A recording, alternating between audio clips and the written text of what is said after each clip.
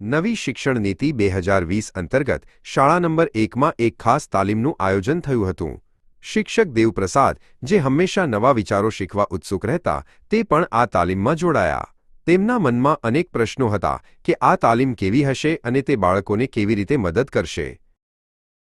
પ્રથમ દિવસે master trainer Shri Savjibhai, Shri ભાવિકભાઈ અને શ્રી હરેશભાઈએ નવી શિક્ષણ નીતિના મુખ્ય મુદ્દાઓ સમજાવ્યા।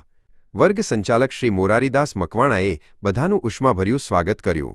શિક્ષક દેવપ્રસાદને લાગ્યું કે આ તાલીમ ખરેખર કંઈક અલગ હશે। તાલીમમાં અભ્યાસના કઠિન મુદ્દાઓને સરળ બનાવવા માટે સુંદર પ્રોજેક્ટ વર્ક શીખવવામાં આવ્યું।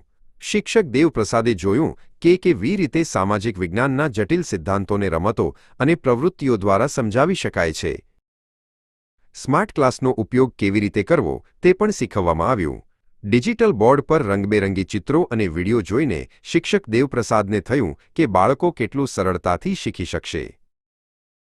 સૌથી મજેદાર ભાગ હતો મોક ચૂંટણી કાર્યક્રમ અને મોક વિધાનસભા કાર્યક્રમ।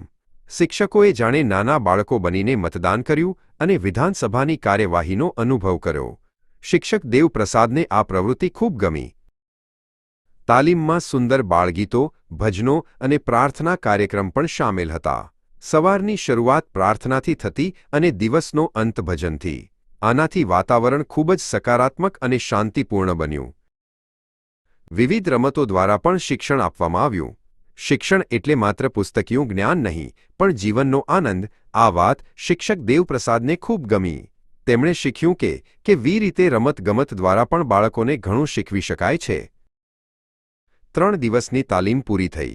શિક્ષક દેવપ્રસાદના મનમાં હવે કોઈ પ્રશ્ન નહોતો, માત્ર ઉત્સાહ હતો।